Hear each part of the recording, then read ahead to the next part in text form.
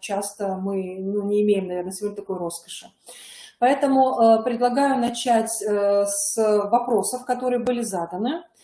И спасибо всем тем, кто эти вопросы задал. И поэтому здесь буквально, наверное, только единственная такая информация вам для размышления, чтобы вы могли понимать вектор нашего с вами разговора, потому что мы сегодня будем говорить именно о среде, которая способствует, о предметной среде, которая способствует развитию самостоятельности, инициативности и индивидуальности каждого ребенка. Если пока вы не совсем понимаете, что есть такое понятие, как инициативность, что оно подразумевает, то можно просто, или индивидуальность, то можно тоже договориться об этом, то есть чтобы у нас понимание все-таки было единое, потому что у меня лично понимание определенное, что такое инициативность и что такое самостоятельность, и что такое индивидуальность каждого ребенка. И, соответственно, весь образовательный процесс, он должен способствовать этому. Предметная среда, она тоже может способствовать этому, и взаимодействие детей в этой предметной среде,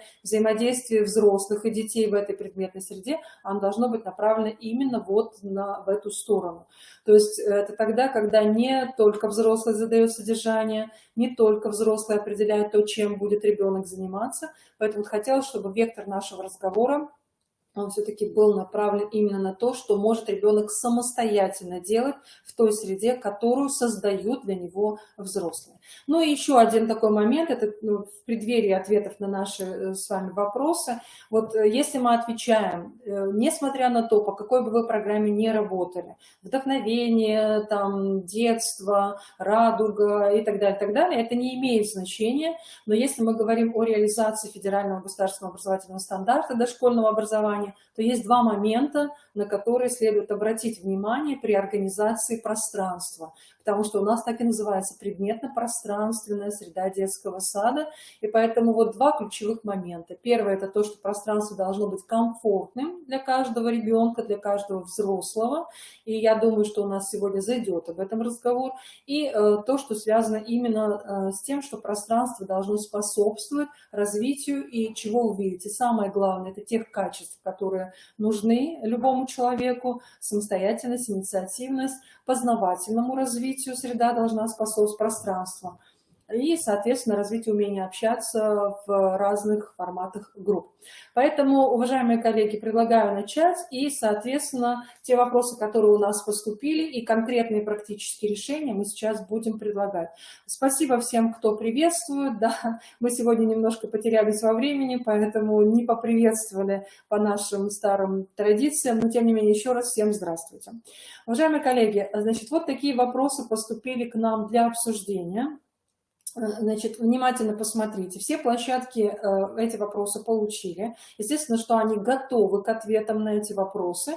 Поэтому те, кто пока этих вопросов не видел, потому что это вопросы принадлежат одному детскому саду, остальные пока просто внимательно рассмотрите. И вот здесь у нас разговор сейчас пойдет именно о рациональном расположении центров детских интересов в том пространстве, которое пока еще не очень велико, которое, может быть, не позволяет развернуть ту деятельность, которую бы хотелось, ну, свободную игру, я так говорю. Ну и ряд вопросов, которые связаны с обустройством этих центров и их насыщением. Это вот специально скомпонованный вопрос, потому что эти вопросы поступили от одного из детских садов. Поэтому я приглашаю к нашему разговору, уважаемые коллеги, кто готов.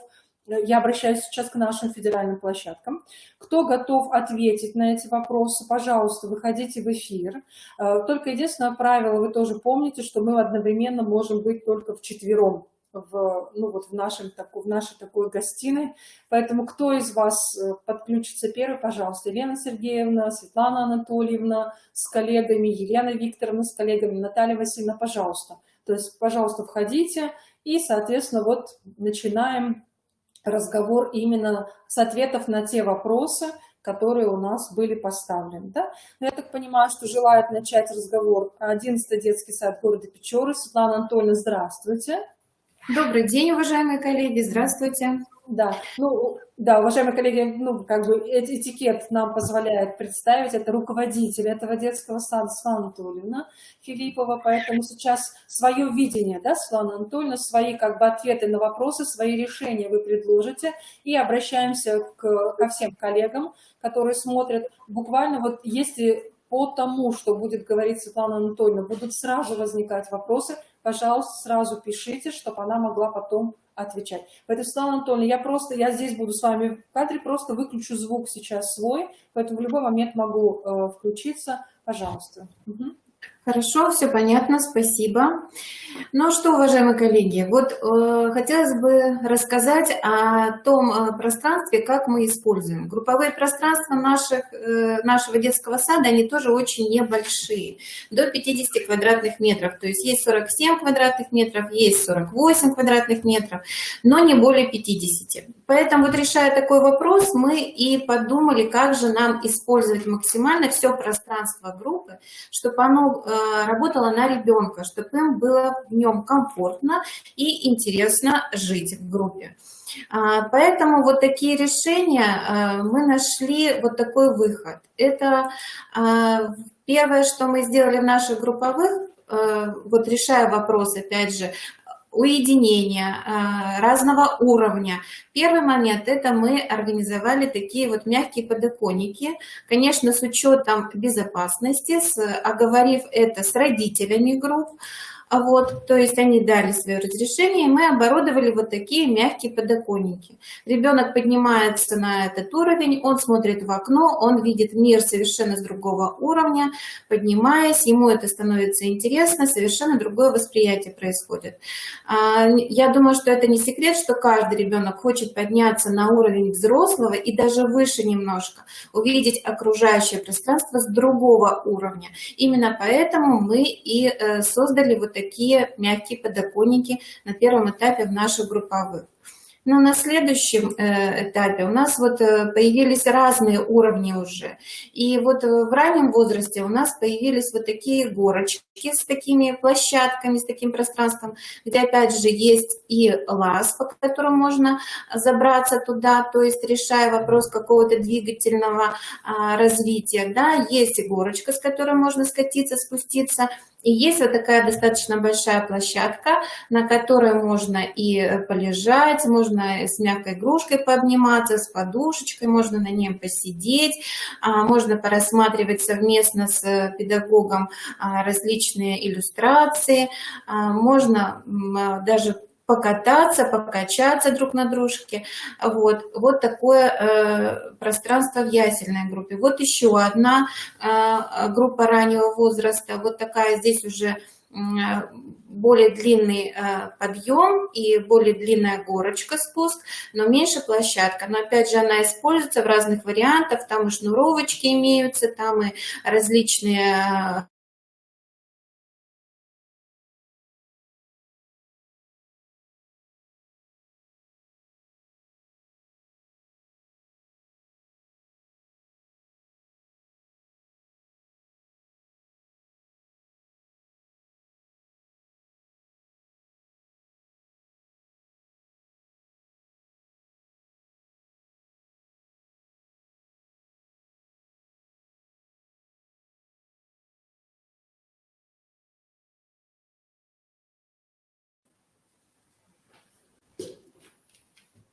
Татьяна Валерьяновна, вы меня слышите?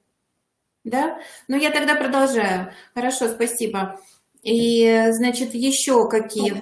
Такой подиум, да, вот у нас на начальном этапе был, это первый наш такой опыт другого пространства, это я имею в виду, не учитывая подоконники наши. На этих подиумах детки сами придумывают, чем им заниматься, это не обязательно театрализованная деятельность. Если они хотят здесь читать книги, рассматривать иллюстрации, то, пожалуйста, они этим могут здесь заняться. Вот. Ну и, конечно же, тут очень удобно рассказывать различные стихи, делать театрализованные какие-либо представления, и сюжетно-ролевая игра тоже здесь возможна. Вот. Следующий, вот вы видите, чем они тут занимаются у нас, то есть и лего-конструктор они сюда захотели привнести, они его сюда подняли и с удовольствием занимаются этим. Девочки сидят, у них там, они театрализованной деятельностью занимаются, то есть оно им удобно, они уединились, они не мешают, они нашли свой уголок, свое место, в котором им комфортно существовать в данный момент. Вот. Следующее, это уже другой момент такой, вы видите, здесь полноценный второй уровень, здесь вот имеется лесенка, подняться на второй этаж, там очень хорошо можно доверить секретики друг другу, здесь очень хорошо, удобно уединиться, то есть поделиться, способствует общению друг с другом, детки общаются, вот. Внизу вы тоже видите, что здесь разные моменты используются, театрализованная деятельность, и что-то они тут придумывают, переодеваются, находят различные моменты самовыражения. Следующий, вот видите, это уже в этом году, она немножко переехала, если она у нас стояла ранее рядом с окошком, то сейчас она передвинулась уже, эта конструкция, невзирая на то, что она достаточно большая, имеется возможность ее передвигать в разные уголки группы. То есть в этом году мы вот ее, видите, уже перенесли. Потребовалось изменить, как-то нам хочется изменить сейчас уже пространство. Дети в этой группе уже достаточно долго находятся, это уже старшая группа в этом году, поэтому думаем, как сейчас ее использовать, и вот ее передвигаем. Вот вы видите второй этаж этой же конструкции, вот там у девочек имеются различные костюмы, масочки, игрушки, и вот они придумывают, чем они там будут заниматься. Это другая уже группа совершенно. Вы видите, здесь двухуровневое пространство, оно разделено на две части. И здесь очень хороший функционал. Вот внизу вот ящички вот эти, они все выдвигаются. Там можно хранить различный материал, который необходим детям для игр. На втором этаже в одной половине облюбовали мальчики себе пространство, в другой половине девочки. Конечно, они могут и друг к другу в гости ходить, и переходить друг к другу, как им больше нравится. Невзирая на то, что она очень такая, кажется, на первый взгляд большая, но она решает очень много задач. На самом деле, когда детки, каждый находит себе уголок в этом пространстве, вроде бы детей много в группе, 25 человек, но когда они расходятся вот здесь, вот в этом уровне, в разных, я имею в виду и в нижний уровень задействует, и верхний уровень, то каждый находит себе занятие, и такое ощущение, что детей совсем мало в группе, они никто никому не мешают. Вот. Сейчас мы посмотрим, что они здесь делают. Вот видите, вот здесь вот открывается скамеечка, там тоже места для хранения. Вот, они, если хотят, туда складывать строительный материал, если считают нужным сделать там какие-то свои секретики, то они это тоже также используют. Вот этот второй уровень, вот вы видите, здесь и девочки, и мальчики облюбовали себе местечко, значит, они там играют в дочки-матери, так называют игру свою. Вот мальчишки тут тоже играют и рассматривают книжки, вы видите, кто-то рассматривает иллюстрации, кто-то занимается маски, примеряет разные роли. Вот вы видите, как они его передвинули, то есть они убрали оттуда стул, они трансформируют, они двигают, они изменяют так пространство, каким сейчас это необходимо по их замыслу. Вот видите различные варианты, тут и девочки тоже, и рассматривание книг, настольные игры играют и читают, ступеньки безопасные, продумали туда такие коврики не скользящие. Ну вот. Тут показывают друг другу уже спектакли, вот разные моменты. Вот они тут, где другой уровень, отдыхают, общаются друг с другом. Ну вот такие моменты, вот такое у нас, такие находки, скажем, такие в нашем детском саду. Пожалуйста, вопросы, уважаемые коллеги? С удовольствием отвечу. Не слышу вас, Татьяна. Вот сейчас слышу. Слышу, да. Смотрите, вот у меня, знаете, какой вопрос, пока коллеги думают, и наши коллеги думают, наши, я имею в виду, площадки, потому что у них тоже есть вопросы, скорее всего, к вам, и те коллеги, которые задали нам вопрос по пространством разного уровня. Вот, Светлана Анатольевна, смотрите, вот про как бы подоконники, когда вы расширяете пространство, это я знаю, что этот опыт у вас был, начиная со второй младшей группы, да? Да, совершенно верно, да. Да. То есть со второй младшей группы задействовать подоконники вот для деятельности детей это можно. Скажите, пожалуйста, вот я как-то не уловила для себя двухуровневое пространство, с какой группы у вас, со средней, да?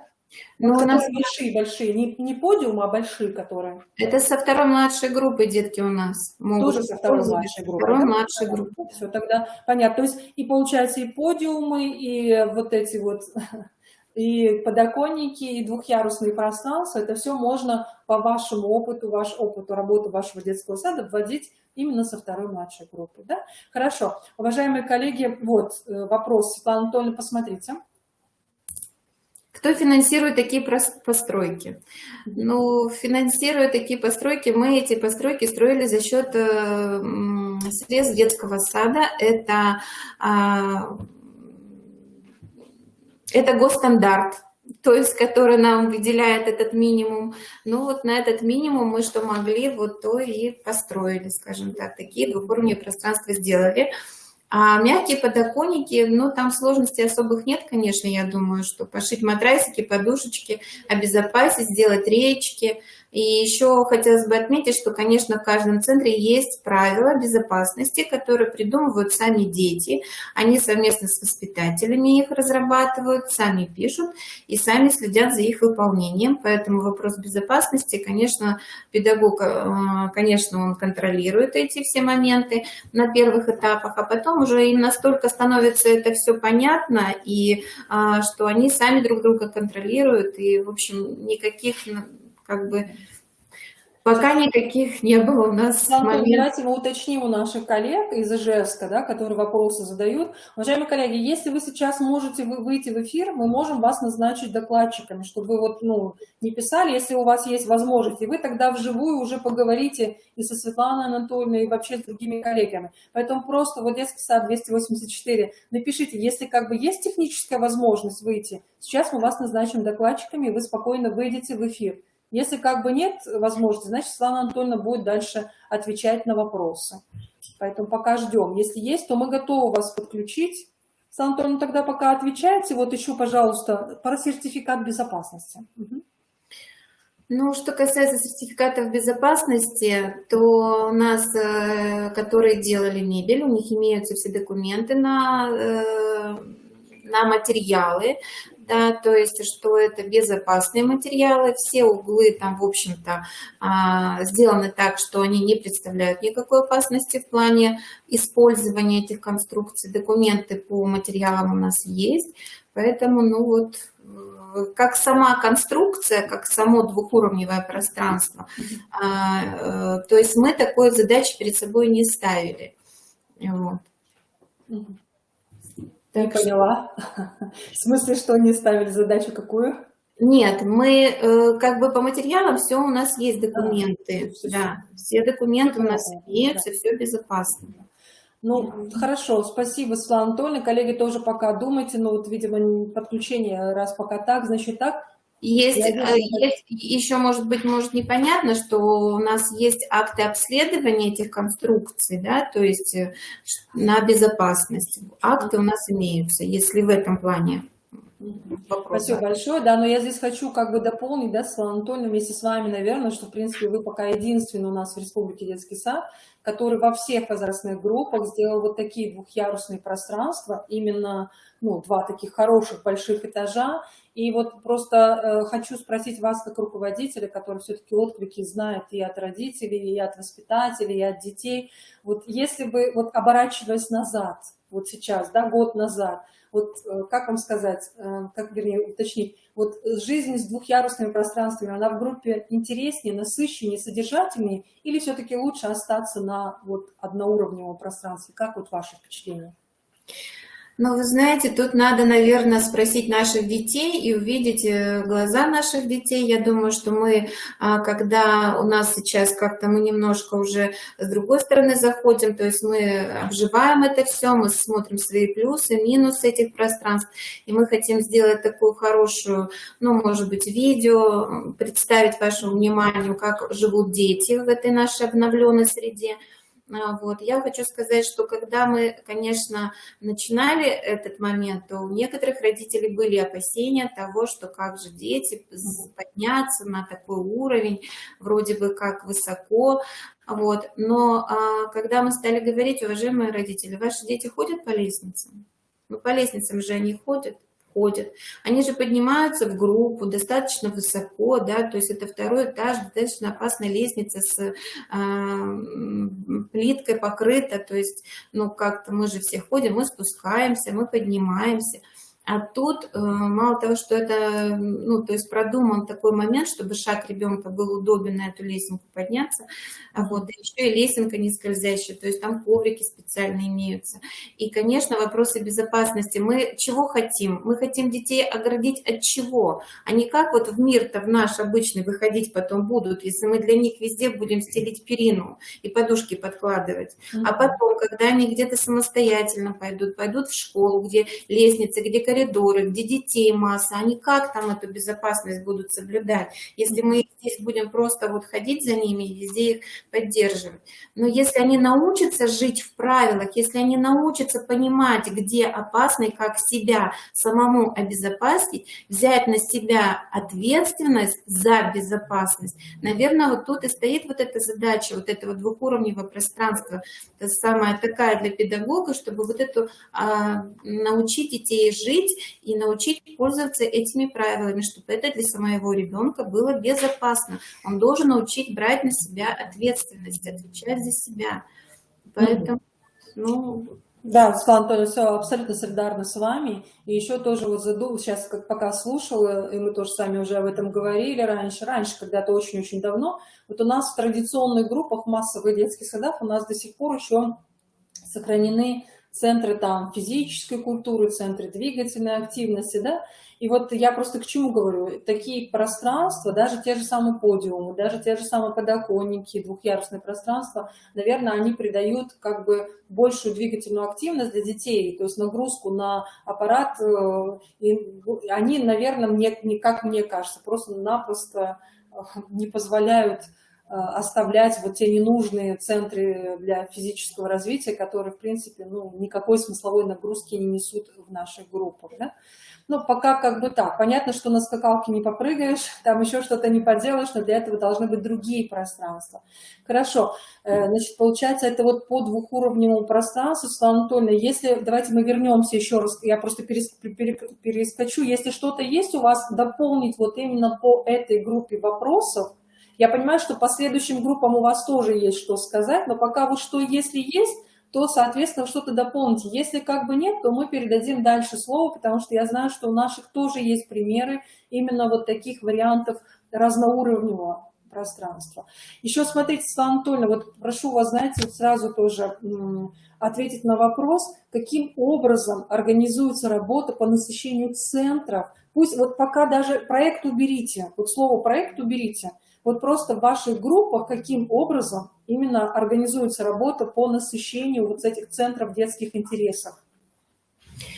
Спасибо, я поняла, но работа по насыщению центров проводится, знаете, по интересам детей. То есть, что им интересно, чем они хотят заниматься, то есть строится из наблюдения педагогов.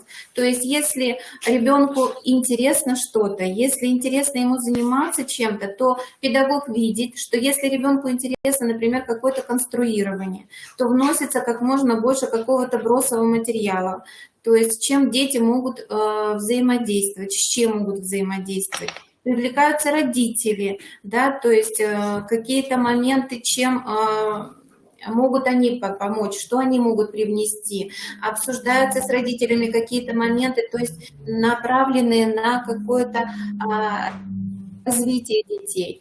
То есть много приносится какого-то бросового, строительного материала, нетрадиционных материалов. То есть то, что может быть какими-то универсальными способностями, что может обладать, то и вносится вот в какой-то вот так вопрос. То есть такой, ну, как бы полифункциональный материал, да, и оборудование, из которого можно много всего интересного Много делать. всего, да, универсальное что-то такое, что может, это и коробки различные, и трубы различного диаметра, и спилы, и, в общем, там все, что возможно. Это не всегда готовые какие-то игры, игрушки. Это то, что позволяет ребенку творчество, то, что позволяет ему включить какие-то мыслительные моменты, то есть как-то что-то созидать, творить, что нет готовых решений, когда ребенок может что-то взять и что-то сделать самостоятельно для того, чтобы получить какое-то развитие, получить какой-то свой продукт. Вот, наверное, с этой позиции и насыщаются все наши уголки в группе. Вот спасибо вам большое за ответ, потому что здесь-то коллеги имели в виду вот тот вариант, когда, знаете, тематический некий проект разворачивается в группе, да, и когда вот эти центры детских интересов, они наполняются в соответствии с темой. А вы как бы говорите о том, что у вас все идет наоборот, то есть у вас получается все, что интересно детям, все, что они могут сделать, это все и есть в центрах ну, активности, и, то есть те материалы, которые подойдут под любую абсолютно, даже не тему, так некрасиво говорить, под любую вот сферу интересов детей, которые здесь и сейчас. То есть если есть что-то такое в каком-то одном направлении они работают, заинтересовались какой-то одной темой, то еще и в этой теме тоже идет какое-то развитие, родители помогают, приносят вместе с детками, прорабатывают дома, чтобы они могли такого интересного принести, о чем бы они могли рассказать для других деток. То есть, но это не значит, что все убирается остальное, все, что было в группе, и работа ведется только в одном направлении. Такого нет, конечно. Да. Ну и, конечно, опыт вашего детского сада, он показывает вообще очень хороший такой, наверное, практический такой пример, когда опровергается то, что дети должны жить по каким-то определенным темам, по каким-то определенным проектам. Они индивидуально могут, каждый ребенок может, да, там что-то делать свое, как хотите это называйте, проектом, темой или еще что-то. Но как бы вот этот детский сад, ну, по крайней мере, те группы, которые работают в этом направлении, именно в том, что среда является третьим педагогом, они не живут по готовым тематическим заранее запланированным проектом, даже если дети их выбирают. Правильно я тебе говорю, да, Светлана Анатольевна? Поэтому это ваш опыт, и мне кажется, это, наоборот, очень хорошо. И классическая педагогика дошкольная, она поддерживает вас в этом. И система Марии Монтессори, Вальдорфский детский сад, и Константин Дмитриевич Ушинский, и Василий Александрович Сухомлинский, да, все как бы они как раз говорят о том, что среда, она всегда, ребенок может вычерпать из среды все то, что нужно именно ему, и ни один взрослый не сможет догадаться, что в этот момент я должен предложить. Потому что правильно вы говорите, креативность, мыслительные процессы, какие-то проблемные задачи, которые возникают здесь и сейчас, ну, он не может соединить, например, да, вот эти две части. Для него это проблемная задача, а не ту, которую ставит взрослый для этого ребенка. Поэтому спасибо, Светлана Анатольевна, спасибо, как бы суть понятна, она, да, можно оставаться, можно отключаться, как вам будет удобно. Поэтому сюда к следующей коллеге, пожалуйста, кто готов ответить на эти вопросы, пожалуйста, приглашаю в эфир. Кто готов показать разноуровневые пространства, рациональное расположение центров, пожалуйста, кто у нас? Лена Сергеевна. Лена Сергеевна, здравствуйте. Да, УСИН, номер 12. Поэтому, Лена Сергеевна, пожалуйста, вот как бы отвечайте на вопросы, да. Ну, давайте, правда, сначала ответим на вопросы, а потом, может быть, покажем небольшие зарисовочки из наших групп, из нашего детского сада. Вот первые два вопроса, они касаются, в общем-то, и Светлана Анатольевна абсолютно правильно сказала, они касаются, в общем-то, не детей, а организации работы педагогов.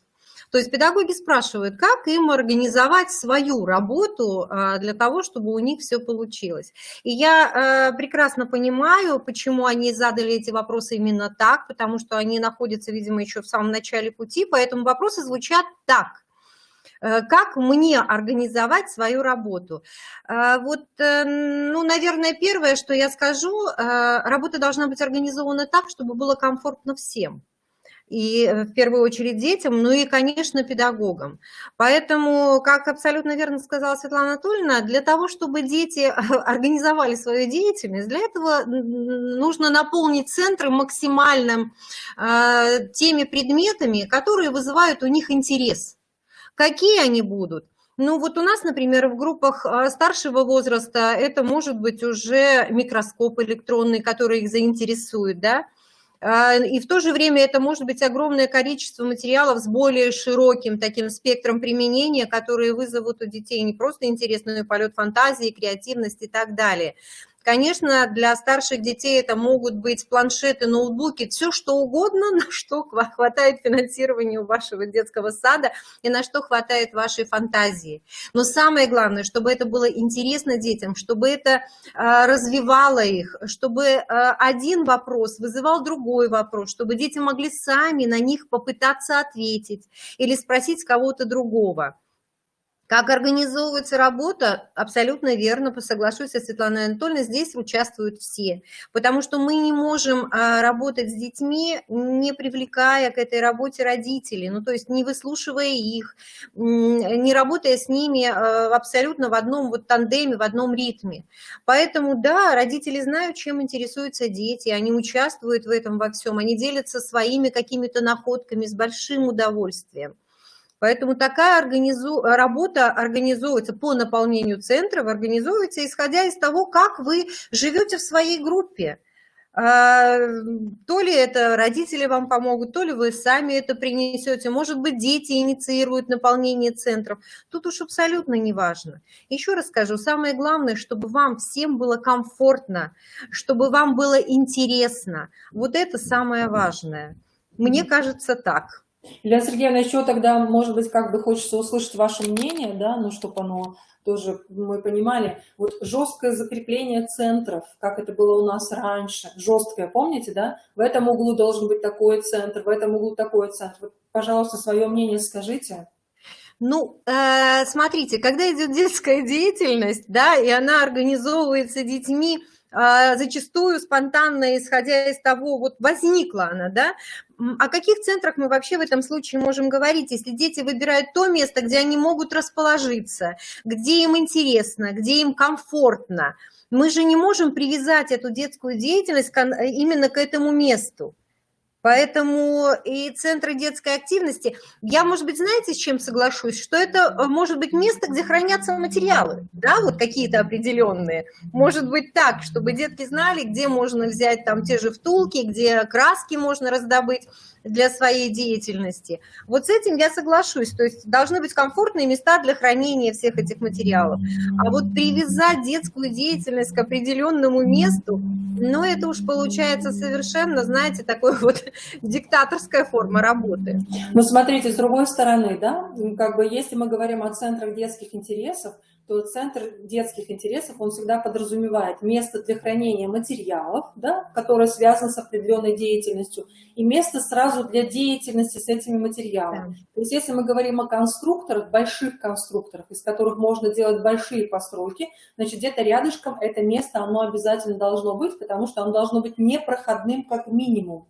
Если мы говорим о центре творчества, то, естественно, понятно, что все свои работы плоскостные, объемные мы можем размещать везде по группе, но зачастую где-то, особенно если это маленькие дети, то их можно размещать и рядышком с местом хранения этих материалов. То есть это такие вот, уважаемые коллеги, да, Елена Сергеевна, согласимся, я думаю, что вот таких уникальных, как сказать, унифицированных, неправильно, рецептов сейчас нет. Да, есть место, вот книжный уголок возьмите, если у вас там все аккуратно оборудовано, то есть есть какие-то мягкие, я не знаю, предметы, да, Елена Сергеевна, там диванчики, пуфики, там, не знаю, простые какие-то валики, ребенок может спокойно, главное, тут же посмотреть, почитать книжку, но тот же мягкий подоконник, ребенок может взять эту книгу и также уйти на этот мягкий подоконник и там действовать с этой книгой. То есть вот такой вот разные очень варианты, и мы не можем сказать, вот как это было раньше. Вот здесь только так, и здесь ребенок должен именно действовать. Еще хотела спросить, Елена Сергеевна, про спальни немножко расскажите нам, пожалуйста, про спальни, про освобождение пространства в спальнях.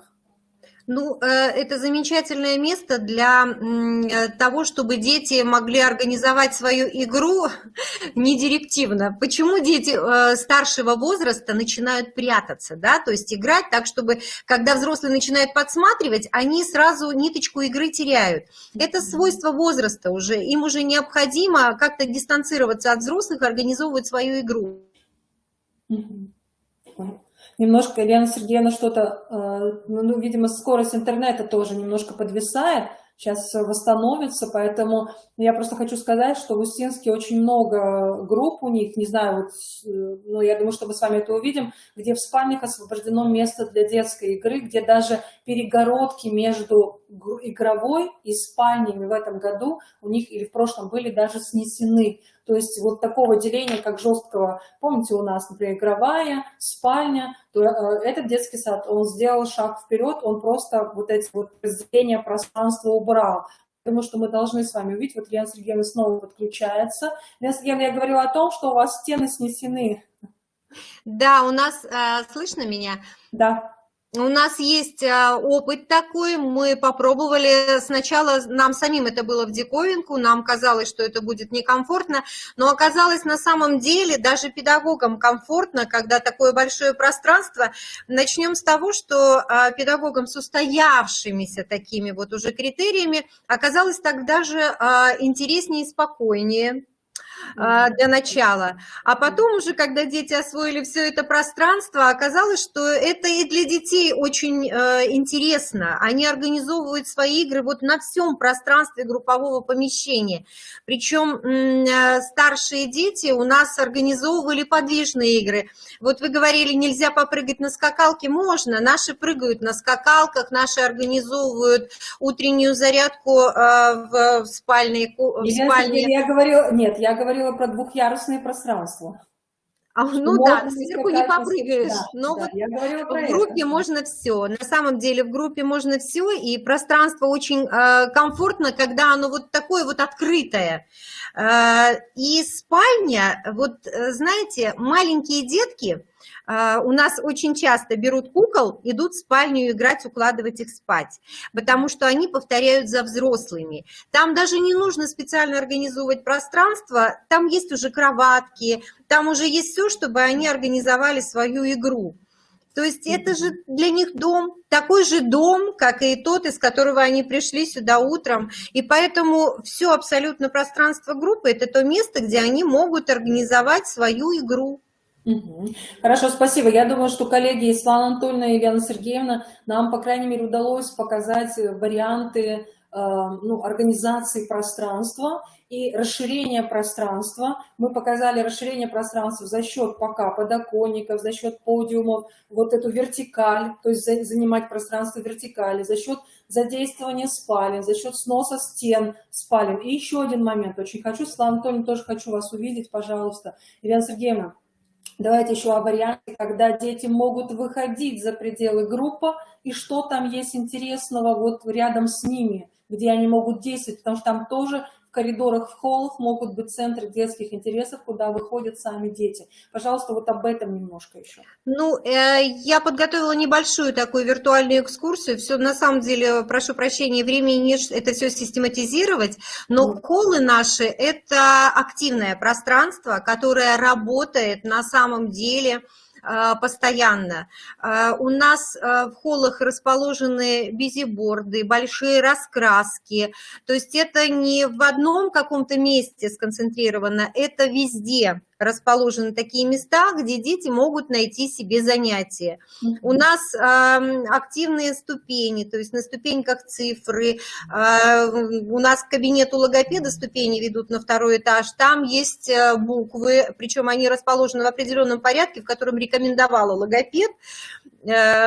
дети каким-то образом их рассматривают. Мне очень нравится, когда малыши считают эти цифры и рассматривают, что там расположено на картинках, на ступенечках нарисовано. Кроме всего прочего, холлы – это то пространство, где дети должны себя чувствовать хозяевами. То есть там есть фотографии, их детские фотографии, там есть работы, которые они выполняли. То есть это такое продолжение группы, куда можно выйти, где всегда можно найти себе занятия, потому что весь детский сад – это пространство, это второй дом, в котором мы живем. Хорошо, спасибо. Сейчас, Елена Сергеевна, прежде чем вы покажете, да, свой видеоролик, потому что я понимаю, что там все вместе, все целостно. Светлана Анатольевна или Ирина Владимировна, кто вот, пожалуйста, выйдите в эфир, чтобы можно было услышать вашу позицию по задействованию коридоров, холлов, как такие своеобразные центры детских интересов, но вне группы. Светлана Анатольевна? Да, у нас тоже, конечно, мы используем каждый уголок детского сада для детского развития. И у нас тоже в холлах, в коридорах, на лестницах все отдано детям. То есть у нас дети сами рисуют на стенах, на лестничных пролетах, на лестничных маршах. Они придумывают различные плоскостные игры. Ну, вы видели, наверное, уже эти моменты, да, они сами вывешивают свои работы туда, куда они хотят, где им удобно поиграть с этим. Есть такой у нас опыт, мы даже делали такие кинолестницы, то есть когда дети выходят, мы, значит, ставим наш старенький, забытый на какое-то время проектор с пленочками, с такими старенькими, помните, знаете, вешаем экран, детки садятся, берут подушечки с собой, садятся на ступеньки лестницы. Это очень хорошо мы применяли, когда было мало детей, когда был момент изоляции, когда их не так много в группах, что они могут поместиться на эту лесенку. Даже было такое, что с нескольких групп туда усаживались.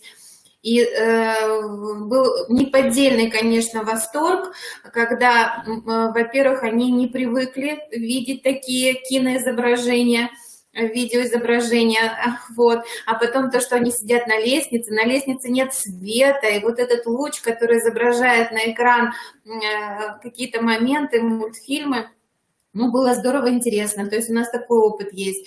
Но Елена Сергеевна тоже говорит то, что и у нас тоже имеется, и живые ступеньки.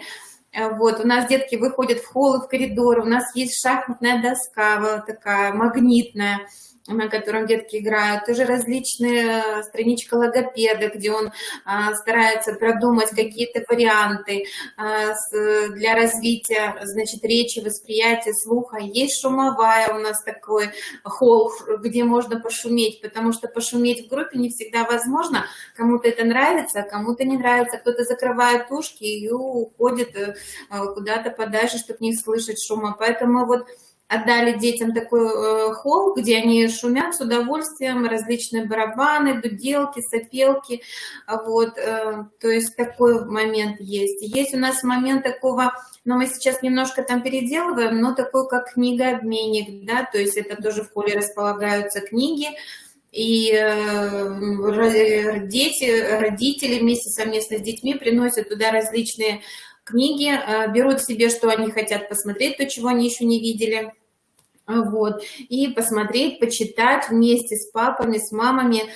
Я всегда знаю, что существует такой вопрос, как, знаете, когда же мы туда, когда же туда ходят дети, когда же они этим всем занимаются, и как же вы их так свободно и легко отпускаете. Ну вот, предугадывая, скажем так, этот вопрос, я могу сказать, что в нашем детском саду находятся такие моменты, есть, мы отпускаем детей. Сначала было очень страшно, конечно, отпускать, а сейчас уже, то есть это, если ребенок не находит себе занятия на данный момент в группе, он хочет выйти в холл, то, пожалуйста, можно выйти в холл. Конечно, мы предупреждаем всех взрослых, конечно, у нас есть какие-то моменты наблюдения за детьми в холлах. Конечно, мы нельзя сказать, что мы их, вот они у нас вышли, и все, и творят, что хотят. Все равно мы за ними тихонечко подсматриваем, тихонечко наблюдаем. Но и нам это тоже интересно. Мы тоже смотрим, чем же они любят заниматься, и что же им все-таки наиболее интересно. Потом еще у нас есть такой опыт, как мы вот, например, спортзал используем не только как спортзал, а как такую игровую площадку, такую строительную, где собираем множество различных строительных предметов, большие какие-то кубы, большие коробки, все, что возможно, какие-то лесенки. И вот туда приходят дети. Это вторая половина дня, пожалуйста, и в первую половину дня кто-то может туда выйти, если они решили, что они хотят сегодня пойти позаниматься вот таким свободной такой игрой, свободной деятельностью. Они выходят в спортзал, и вот там с удовольствием они всем этим могут позаниматься. Вот. Но сейчас у нас появилось еще пространство групповое, поэтому вот тоже у нас в планах что-то там интересное придумать, мы об этом вам обязательно расскажем. Спасибо большое, Светлана Анатольевна, с удовольствием вас слушаю, потому что с удовольствием все это представляю, принимаю. И вот знаете, сейчас, Елена Сергеевна, секундочку, я думаю, что коллеги, которые тоже вас слушают, если есть вопросы, пожалуйста, задайте, но именно вот среда группы, среда холлов, коридоров, пространств детского сада, не надо ничего придумывать, что нужно организовывать для детей. Главное создать условия, и они все организуют очень хорошо самостоятельно. Взрослый будет как партнер по их деятельности. Вот я бы, наверное, так сказала. Поэтому, Светлана Анатольевна, огромное вам спасибо. Будем еще включаться, да? Будем еще обязательно. Спасибо, с удовольствием. Елена Сергеевна, ну теперь, наверное, как бы вы хотите включить ваш ролик, да? Я так понимаю, правильно? Ну, давайте совершим небольшую виртуальную экскурсию по детскому саду. Сейчас я его найду, я включу и по ходу буду немножечко комментировать. Хорошо, Елена Сергеевна, я звук свой отключаю. Угу. Спасибо.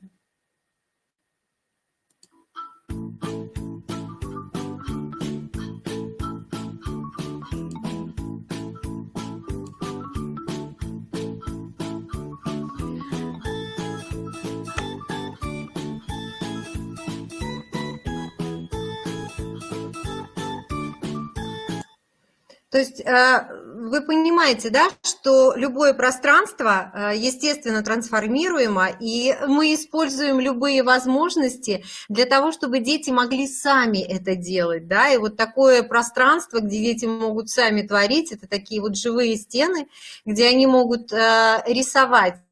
Рисование для маленьких детей – это такое понятие, с нашей точки зрения, это не рисунок, да, а с их точки зрения это творчество, это преобразование пространства, это то, чем они любят заниматься. Не далее, как вчера, у меня были совершенно маленькие дети, 1,5 лет, и мама говорит: надеюсь, дома они делать такого не будут. Я говорю: конечно, потому что вы им этого не позволите, а ребенку ведь это очень нужно.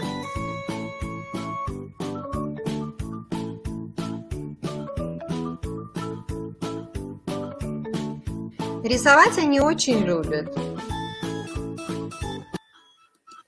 Начнем с того, что в любом возрасте дети наблюдают за взрослыми. И все то, что делают взрослые, вызывает у них интерес и желание повторить.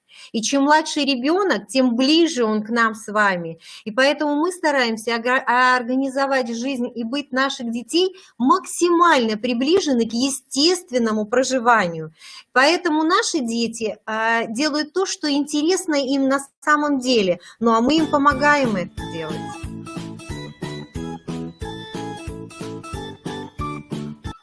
А вообще история с блинчиками началась очень так спонтанно, потому что была Масленица, и всех детей угощали блинчиками. И вот они их настолько заинтересовали, что педагоги решили этот интерес в детях поддержать. И вот дети сами жарили блинчики. Впечатлений было очень много. Вот любимые коробки, рисунки.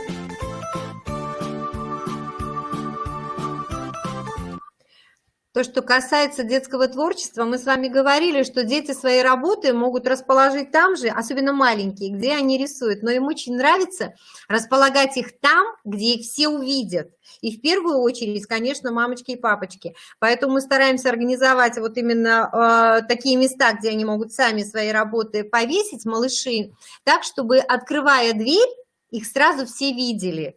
Им это безумно нравится.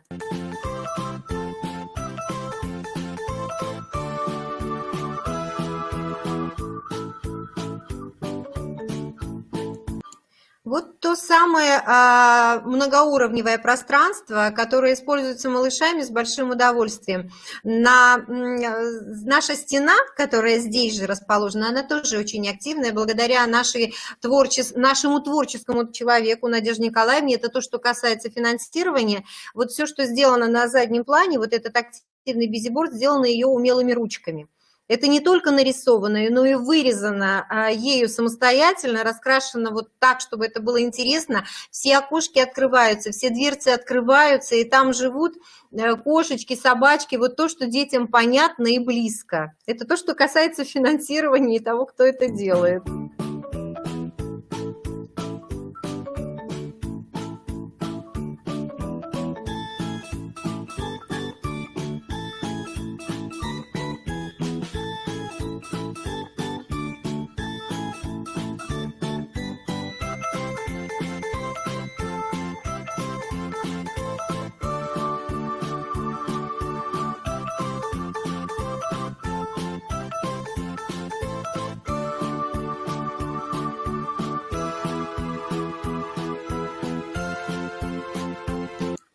То, что касается важности многоуровневого пространства, да, абсолютно верно, что детям нравится смотреть на мир с разных ракурсов. Они его таким образом видят не плоским, а многомерным. И есть еще одно очень важное, то, что мы должны понимать. Многоуровневое пространство очень хорошо развивает мозг ребенка. То есть вот эти все нейронные связи образуются только тогда, когда ребенок двигается, когда он осваивает новые для себя виды движений. И только благодаря этому происходит развитие ребенка. Поэтому очень важно, чтобы они получали разный опыт движений. Это наши стены, активные стены. И вот наше новое приобретение – это такая вот конструкция, которая сертифицирована, и делают ее как бы наши российские производители. Это большой домик, где можно использовать каждый сантиметр этого пространства. Замечательная вещь. На самом деле мы, как только собрали вот этот дом, он настолько активный, там столько всего можно продумать и сделать. Вот мы восторгались, но восторг детей был вообще неизмеримым.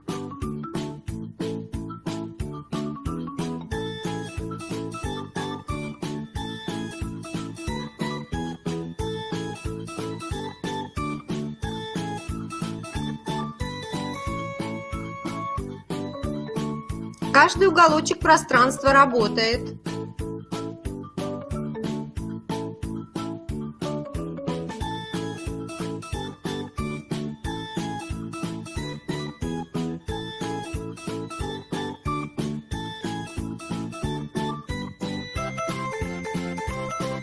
Но это то, что касается преобразования пространства. Наши дети преобразуют пространство так, как им это удобно, и используют на самом деле все.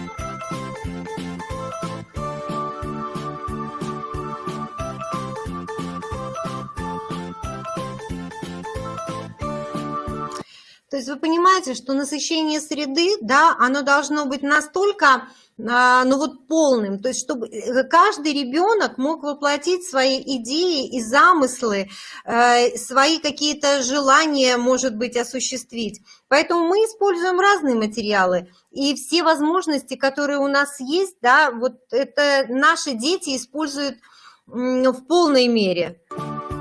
Вот у нас новое многоуровневое пространство. Сейчас мы с ним немножечко познакомимся.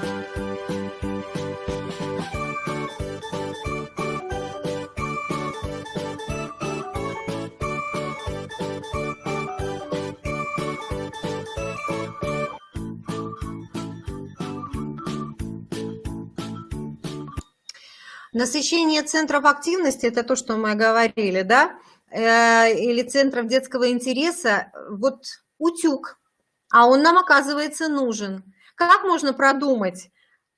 Нужен он, когда он нам понадобится. Поэтому вот он у нас есть в детском саду, и он нам понадобился. На самом деле у нас есть конструкторы современные, которые дети используют по своему замыслу. У нас есть техника, которая, ну, дети наши современные, они живут в современном мире, они должны использовать абсолютно все, уметь это использовать. Поэтому вот, да, у нас в группах есть утюги, и они порой нужны, и дети их сами используют. Есть нитки, иголки, мы вышиваем, это тоже есть. Есть большие коробки.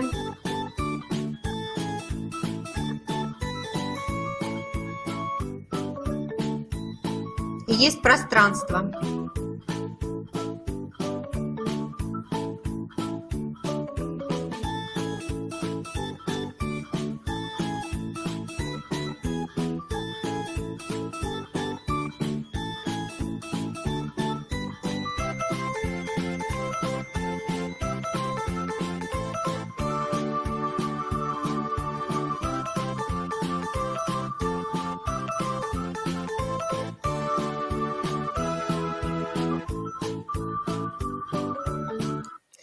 Это наш новый дом.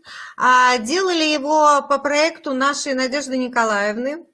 Исходя из, да, на самом деле, исходя из того, как мы наблюдали за детьми, за нашими первыми многоуровневыми пространствами, как сделать так, чтобы им было интересно.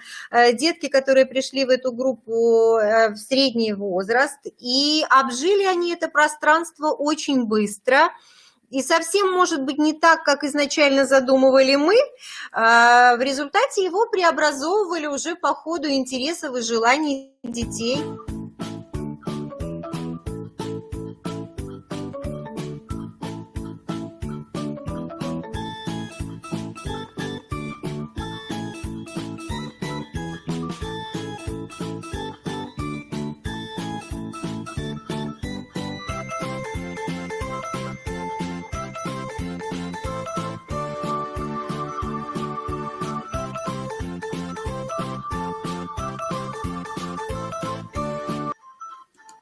Это наша любимая стена. Это такая стена разделяет сейчас у нас групповую и спальную комнату в одной из групп. Это тоже был наш такой первый опыт. Очень долго сомневались, как это будет работать, но сейчас уже пришли новые дети в эту группу, совсем крошки, вторая младшая. С удовольствием используют нижние ярусы для лазания, представляют сами стульчики, залезают в эти мягкие круги. В общем-то, играют на тех ярусах, куда достают, строят там домики, осваивают пространство очень умело. И самое главное, что им очень нравится, что они в курсе всего, что происходит в группе. То есть групповая спальня у нас как бы одно такое помещение, разделенное условно вот этой вот стеной. И им очень нравится то, что они могут за всем наблюдать. Они спокойнее себя чувствуют из-за этого.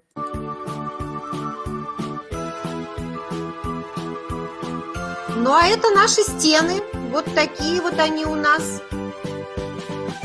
Для общения с детьми, для общения с родителями. У нас везде живут дети. Это наши холлы. Любые пространства мы пытаемся использовать так, чтобы это было интересно детям. Большая раскраска во всю стену. Все это можно потрогать, тактильно очень приятно. Настоящие живые камешки, зеркала. Это выставки в холлах.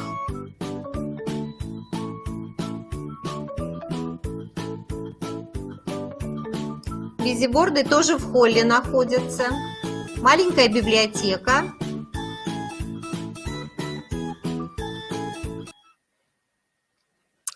Вот Такая небольшая виртуальная экскурсия по нашему детскому саду.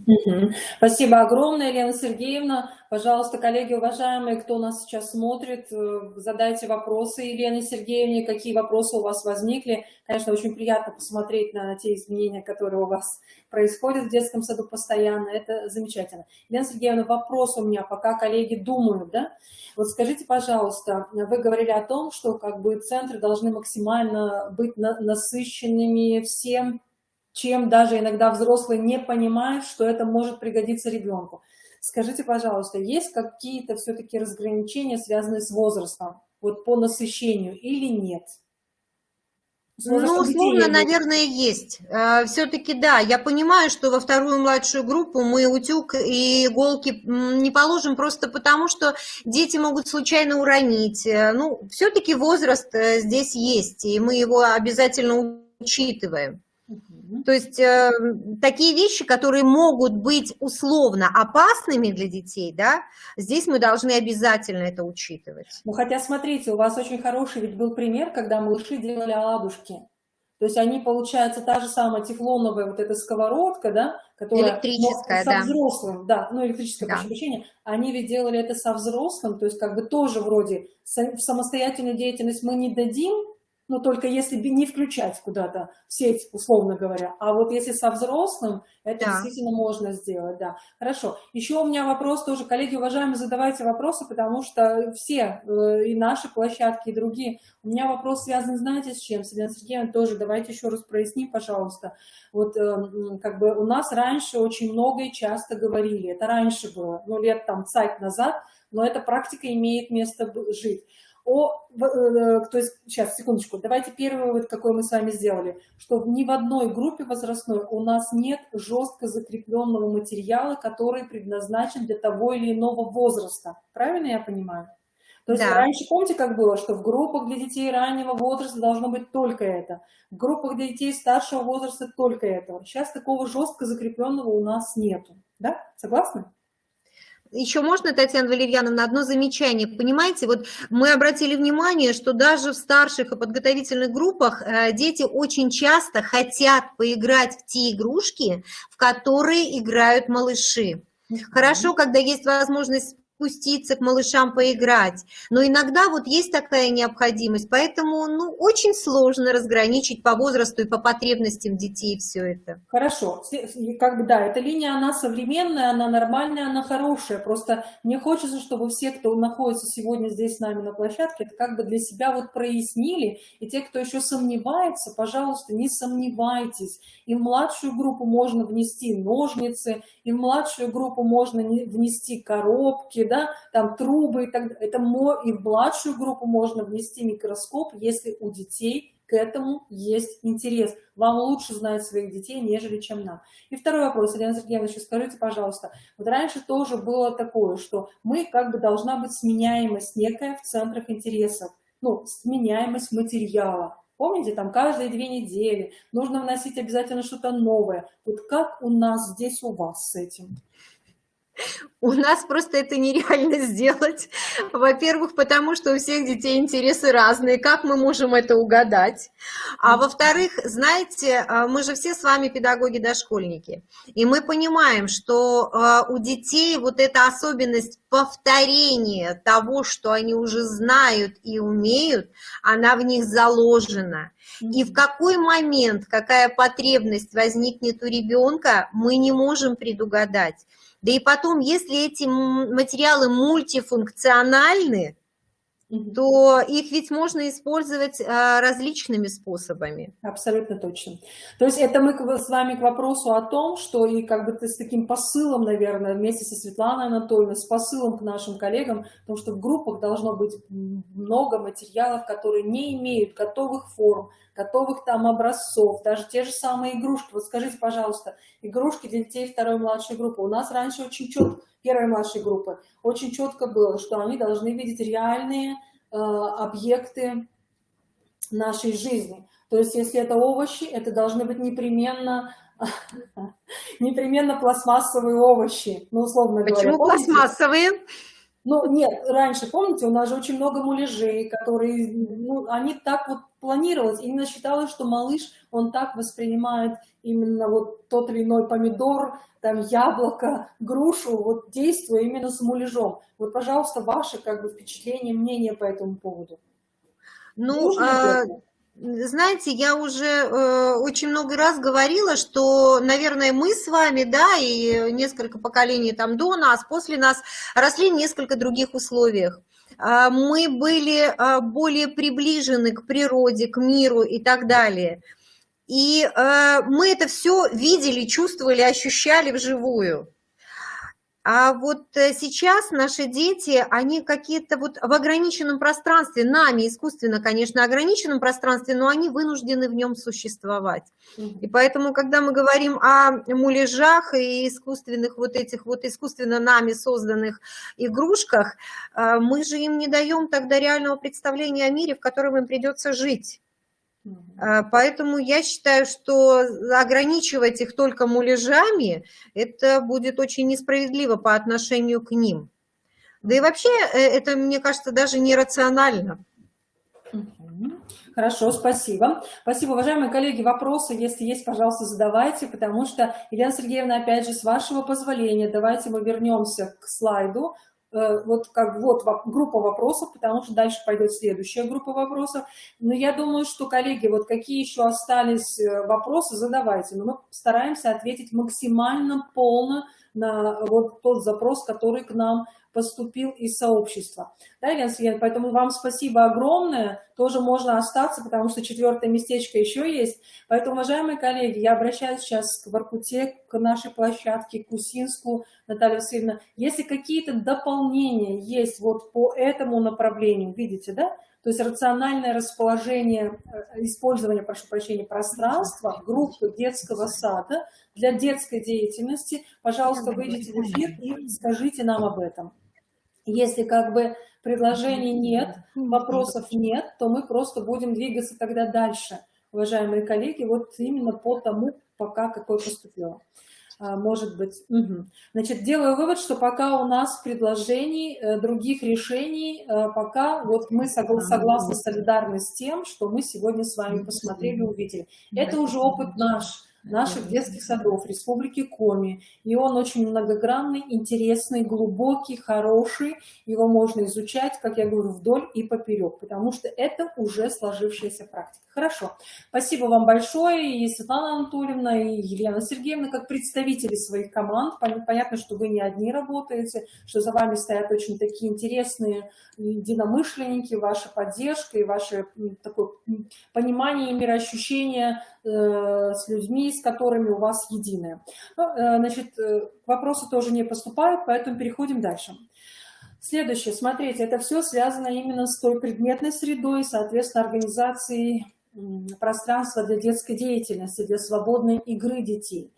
Вот, пожалуйста, прочитайте. Тоже эти вопросы, они были направлены вам, вы знакомы с этими вопросами. Значит, сначала идет такая некая преамбула, что во всех группах созданы центры. Ну вот вы видите, перечисление идет центров, в том числе и в группе для детей раннего возраста. Вот здесь, уважаемые коллеги, кто задавал эти вопросы, я думаю, что вы позицию нашу поняли, что у нас на сегодняшний день нет такого жесткого распределения центров. Мы не можем сказать, что вот в этом углу находится центр сюжетно-ролевой игры. Это неправильно будет вообще на сегодняшний день. Да? Поэтому здесь как бы такая небольшая преамбула. И вот сам вопрос, он заключается дальше. И он уже не сколько связан со средой, а именно сколько, наверное, уже связан с организацией, неправильно сейчас говорю, не организацией детской деятельности, а именно с организацией жизнедеятельности в группе. Вопрос связан с игровым часом. Пожалуйста, почитайте. И как бы коллеги задают вопрос о том, что как проводить вот этот игровой час с детьми 2-3 лет, нужно ли планировать, ну и так далее. Да?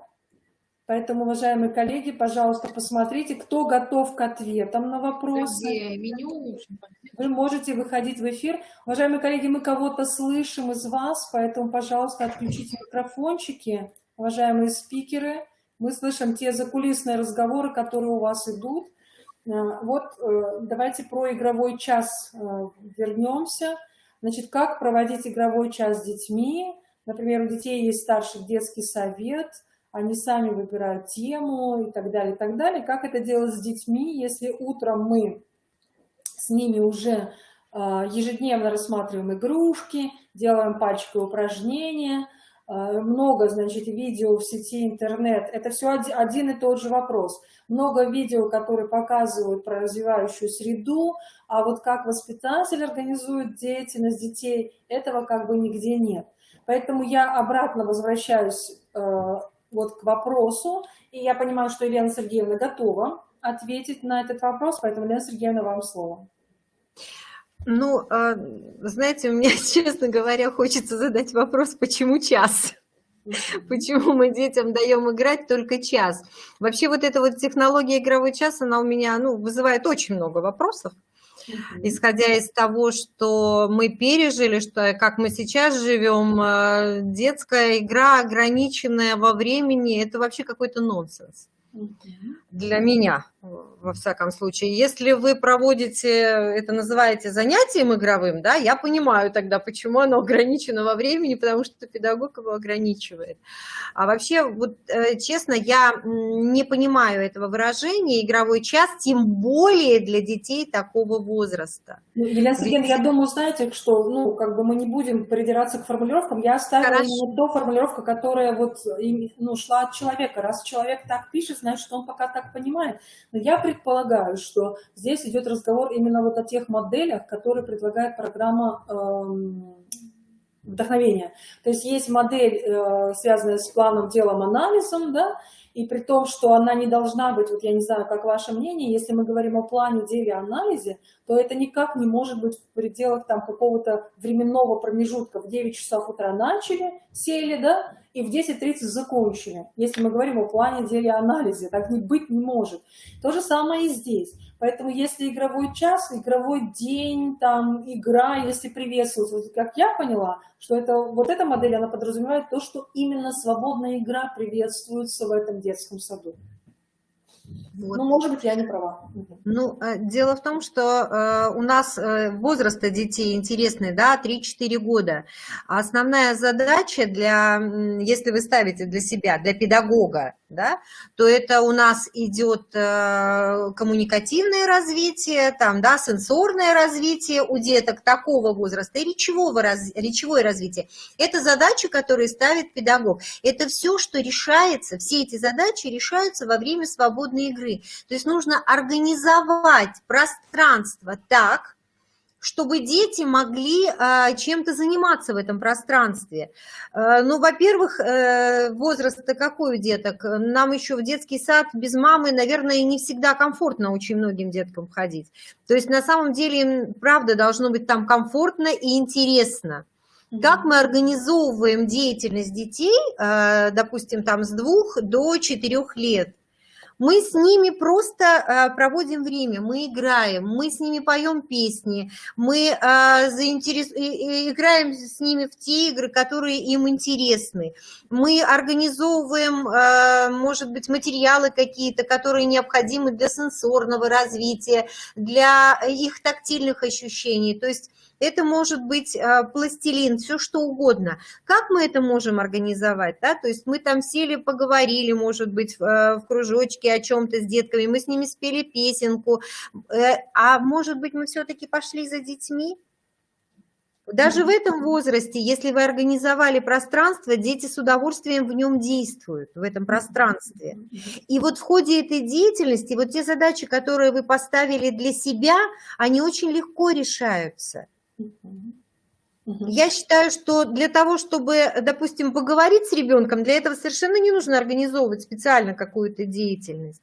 Или для того, чтобы ребенок получил свой сенсорный опыт, ему совершенно не нужно организовывать специально какую-то деятельность, если в среде это все есть. Да. абсолютно с вами солидарна. И здесь, если даже, например, вот мы, ну, давайте я на следующий слайд перейду, это все как бы один вопрос. Если мы говорим об организации детской деятельности, именно об организации, то есть когда взрослый все продумывает, что нужно организовать, сначала там стихотворение, потом песенка, потом пальчиковая игра, потом еще. Вот, уважаемые коллеги, кто задавал эти вопросы, не надо так делать. Не надо все, вот Елена Сергеевна хочет тоже сказать об этом, что не надо все продумывать за детей. Можно наметить какие-то моменты, ну, какие-то интересные, да, которые могут быть сделаны в течение дня. Но, в принципе, вот этот посыл к вам, что идите за детьми. Один захотел книжку посмотреть, пожалуйста, пусть он смотрит, успеете, подсядете. Да, Елена Сергеевна, правильно я понимаю вас? Да?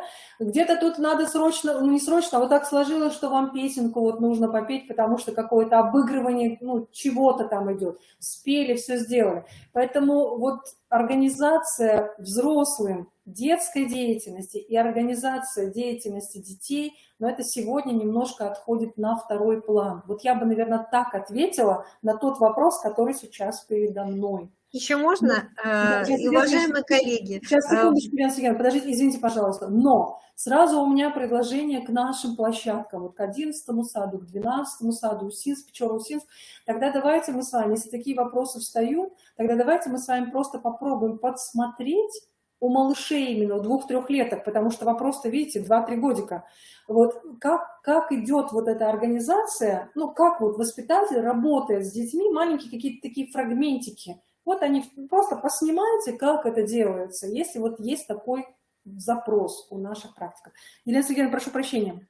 Да, у нас были видеосюжеты, мы как бы очень много времени и внимания уделяем именно группам раннего возраста. Мы считаем, что это самый важный возраст в детском саду для нас, во всяком случае, потому что, ну, видны результаты нашей работы, и мы счастливы, что мы оказались правы. Знаете что, уважаемые коллеги, вот кто работает с детьми раннего возраста, ну, скажите мне честно, если вы пришли с улыбкой, если вы запели песенку, неужели все дети не поднялись и не начали делать то же самое? Если вы расположились за столом, принесли интересные какие-то материалы, да, и кому-то начинаете что-то показывать, да неужели все дети не собрались? Правда, все, абсолютно. Не надо ничего даже организовывать. Просто вот принесите, начните рассказывать веселое стихотворение. Не все вокруг вас соберутся. Им вообще изначально вы интересны. Вы для них самый главный вот в этой среде. Поэтому стоит вам только привнести что-то интересное, вы уже привлекли внимание на себя, и совсем не обязательно какие-то организационные моменты устраивать. Ну и здесь я тоже дополню, как бы, Елена Сергеевна, остальные коллеги, пожалуйста, кто желает из наших, выходите в эфир, подключайтесь, отвечайте на этот вопрос. Мы в мае месяце еще договорились, что то, что связано с проектной деятельностью, то, что связано с технологией план дела анализ, в группах для детей младшего, первой младшей, второй младшей, средней группы мы точно не используем. Это вот ответ на ваш вопрос, где брать темы для наших проектов. Это не специфика групп раннего возраста. Жить по темам, жить по проектам, это вообще не то. Вот отвечаю я на ваш вопрос, да? Поэтому здесь как бы это даже оставьте. Это просто должна быть реальная жизнь, которая очень хорошо связана с жизнью, которая течет вне детского сада, внутри детского сада. Жизнь нормальная, хорошая наша жизнь, и интересная должна быть. Да, Елена Сергеевна, правильно? Да. Уважаемые коллеги, спасибо большое. Вот авторы данных вопросов, если мы не смогли ответить на ваши вопросы, пожалуйста, напишите нам в чате, что что-то мы еще упустили, что-то мы делаем не так, неправильно, может быть, вам объясняем, поясняем. Или какие-то дополнительные вопросы у вас возникают. Ну вот, может быть, приглашаю к разговору Светлану Анатольевну, Наталью Васильевну, Лену Викторовну Платонову. Пожалуйста, если есть что сказать коллегам, пожалуйста, выйдите в эфир и скажите. Поэтому здесь отвечаю, игровой час – это свободная игра, свободная деятельность в группах для детей раннего возраста как минимум. Это не проекты, это не планирование никакое с детьми, просто создание пространства, которое позволит ребенку заниматься тем, чем ему интересно. Ну и поскольку всегда интересен взрослый, то привлечение внимания к себе через интересные дела, инициатором которых является взрослый, как Елена Сергеевна сказала. Сел, что-то раскрыл, начал рисовать, сразу подтянулись, что-то внес, пирамидки, там, мечи и так далее, они подтягиваются. Кто не подтягивается, значит, есть чем заняться вокруг. Пошел рисовать, куда у вас там ходит? В умывальную комнату, да? Красочки достали, все, можно рисовать, только предварительно надо еще на себя что-то бы надеть, да, чтобы не испачкаться, ну, там разные такие моменты есть. Так, ну, уважаемые коллеги, наверное, мы исчерпали уже ответы на этот вопрос, или еще, пожалуйста, кто есть, выходите. Или что спрашивать? Хорошо. Значит, наверное, исчерпали. Ответили ли мы? Пожалуйста, автор, коллега, который задавал эти вопросы, пожалуйста, дайте ответ. Ну и тот вопрос, который еще пока нашей площадки не видели, он поступил сегодня утром. Я тоже специально не стала вам отправлять. Поэтому, уважаемые коллеги, кто готов ответить на этот вопрос? Возможно, с Еленой Сергеевной тоже начнем. Возможно, Елена Викторовна подключится. Не знаю, пожалуйста. Елена Сергеевна готова, если вот как можно ответить сегодня на этот вопрос, сейчас? Ну, технология наблюдения – это та технология, которая мне, скажем, близка, и поэтому… Ну, что я могу сказать? Поподробнее, как заполнять документацию. Начнем с того, что по самой программе вдохновения эти карты наблюдения разработаны настолько подробно, что там вот пояснять даже ничего не стоит. Вам достаточно просто взять эти карты наблюдения, посмотреть и проставить галочки или какие-то значки, поэтому на этом я даже останавливаться не буду, на картах наблюдений, на картах развития. Вот то, что касается других видов наблюдений, вот этим записям, этому у нас тоже был посвящен целый вебинар. Мы говорили о том, что мы записываем то, что мы видим, безоценочно. Мы просто записываем то, что мы видим, и складываем это все либо в отдельную папочку, либо вот некоторые коллеги вешают стики, да, чтобы педагоги видели и родители видели. Вот у нас в группе Алена Николаевна практикует, она все эти наблюдения за детьми, все высказывания детей, это все у них расположено в группе, в раздевалке, чтобы и родители видели, что детям интересно, что они сегодня узнали, о чем они сегодня рассказали. Потом это все, естественно, складывается в отдельные папочки, да, либо это портфолио, либо это папка наблюдений у педагога. Это все зависит от того, как вы это продумали. То есть у каждого, каждый делает так, как ему удобно, чтобы это было комфортно, чтобы это не занимало очень много времени, чтобы было понятно, для чего вы вообще все это делаете, да, для себя, чтобы порадоваться и поделиться с родителями, или для того, чтобы видеть, как растет, как развивается ребенок. Маршрут сопровождения ребенка, ну, тоже, мне кажется, слишком долго об этом говорить не стоит, потому что существует огромное количество вариантов. Вы можете выбрать любой для себя. И на предыдущем вебинаре, когда мы говорили об наблюдениях за детьми, нам тоже давали такие варианты. Да? Марина Владимировна предлагала вариант маршрута сопровождения ребенка. То есть здесь говорить о том, что существует единая какая-то, вот, я не знаю, дайте мне листочек, я его заполню. Здесь такого нет. Вы можете выбрать для себя то, что вам комфортнее, то, что вам важнее, то, что даст вам полную картину, то, что поможет вам потом в работе с родителями, то, что поможет вам как-то подтолкнуть, может быть, себя к какой-то деятельности, помочь ребенку развиваться в каком-то определенном направлении. То есть единого вот маршрута я вам... Вообще его нет. Хорошо, Елена Сергеевна, я тогда так спрошу. Ну, понятно, вы психолог, да? Это как бы ваша вообще... ну, как сказать, миссия, наверное, смотреть, как дети развиваются, вообще любой человек как развивается. Скажите, пожалуйста, ваши воспитатели, они что-то заполняют вот в этом ключе по детям, или они не заполняют? Если они заполняют, то как они это делают? Это вот, ну, какие-то варианты, просто скажите, кто что больше предпочитает, кто карты развития, кто вот ваши именно, что, как они? И вот тут тоже мнения разделились. Кто-то выбрал для себя карты развития, а кто-то выбрал именно педагогические наблюдения. То есть вот безоценочно мы видим таким образом интересы детей, мы видим их движение вперед, мы видим, когда им сложно бывает, в какие моменты, да, то есть какие-то проблемы ребенок переживает. В наблюдениях это гораздо виднее, чем в картах развития. Мгм. Это вот и с моей точки зрения, и с точки зрения педагогов, которые ведут вот именно эту систему наблюдения для себя. Сергей, хорошо, еще просто на уточнение. Эти карты развития как часто воспитатели заполняют? Это карта развития на каждого ребенка, правильно? Да. Да? Да, и Ну, получается, это те карты развития, которые можно купить, да, и вот там все это замечательно отслеживается.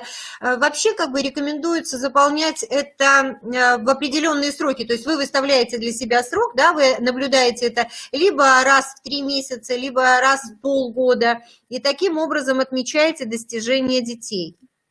а это что-то дает вообще воспитателю, вот заполнение этих карт?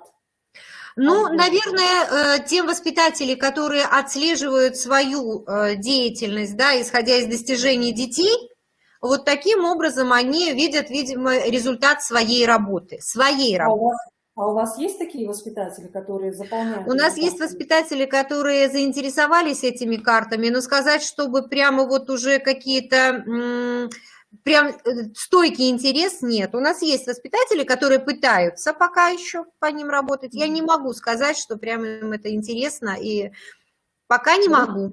А вы сами смотрели, ну вы, если вы знаете, значит, вы в любом случае смотрели эти карты развития. Вот я Да, хочу, они у меня есть. да, спросить вас, ваше мнение, они действительно настолько информативны? Ну, давайте, да, они информативны, но для чего? Опять-таки вопрос, для чего они вам нужны? Если вам, вот, допустим, если мне поступает запрос на характеристику, в которой я должна указать определенные аспекты, да, но для развития самого ребенка, вообще конкретно для ребенка, для семьи, нет. Нет. Тогда смысл заполнения этих карт развития на каждого ребенка. Вот какой мы можем тогда, ну, как бы сказать, вот люди, которые прошли этот путь, я не знаю, кто еще из коллег прошел в заполнении карт развития, тогда вот для тех, кто еще пока не начал, потому что понятно, что человек, который задает этот вопрос, они еще даже с этим не сталкивались, да? Тогда хорошо, вот объясните, зачем тогда заполнять, покупать эти карты, зачем их заполнять воспитателям? Ну, я так думаю, что, скорее всего, этот вопрос задают люди, которые хотят пройти по всем этапам, да, программы вдохновения. Зачем? Ну, наверное, если прописано, да, вот там в каких-то учредительных документах детского сада, или если в муниципалитете есть такая вот необходимость передавать какие-то данные, то только, наверное, в таком случае. Но я вижу только в этом случае. То есть, в принципе, они не нужны? В принципе, да. Понятно. Хорошо, что мы с вами. Поэтому, уважаемые коллеги, мы почему вот такие дискуссии профессиональные разворачиваем, чтобы понять, ну, разные мнения. Потому что вот, да, надо заполнять наблюдение, документацию. Все ведь что? Понаблюдал за ребенком, значит, должна быть какая-то документация. Она выливается в карту развития. Вот Елена Сергеевна вам говорит. То есть, как бы, в принципе, эти карты развития, они, ну вот чем они могут быть полезны? Педагог может понимать, как развивается ребенок, если он прочитает, или как что-то там у него развивается. Вот, то есть, да? Или он тоже это не сможет понять? Наверное, еще раз скажу, Татьяна Валерьяновна, здесь зависит от установки, да, самого педагога, от установки образовательного учреждения, там, от каких-то, может быть, требований в муниципалитете. Но если мы говорим о ребенке и конкретно о педагоге, который с этим ребенком работает, то я не вижу необходимости. Но это мое мнение. Ну, понятно, ладно, хорошо, заинтриговали. Хорошо, спасибо. Тогда следующий вопрос. Если мы говорим о том, что педагог должен уметь наблюдать за детьми, это правильно. И умные, талантливые, грамотные, разумные педагоги, которые у нас сейчас есть в детских садах, и их немало, вот, ну, мне кажется, без наблюдения за детьми вообще невозможно. То есть как они развиваются, как они меняются, да, что у них получается. Поэтому вот тогда, Елена Сергеевна, скажите нам, пожалуйста, что может являться такой документальной характеристикой хорошей именно наблюдений педагогических за ребенком у конкретного воспитателя? Вот в чем это может проявляться именно документально? Ну, что-то я... Портфолио. Да. Портфолио. Ну вот если нам нужно документально, да, то это портфолио. Здесь мы можем собрать все достижения, здесь мы видим то, как развивался ребенок, здесь мы видим его интересы, потому что карта наблюдений нам не даст увидеть интересы ребенка абсолютно. А тут мы увидим вот то, что касается конкретно этого ребенка. Не то, как у него развивалась речь, там, по каким этапам, не то, как у него идет познавательное развитие. То есть это то, что интересует, может быть, профессионалов в какой-то момент. А вот именно так, как растет ребенок, и сферу его интересов, его, может быть, душевное состояние, его тревожность, нетревожность, это можно увидеть только вот исходя из того, что наблюдал педагог, видя работы ребенка в какие-то определенные этапы, то есть то, что вот собирается в копилочке.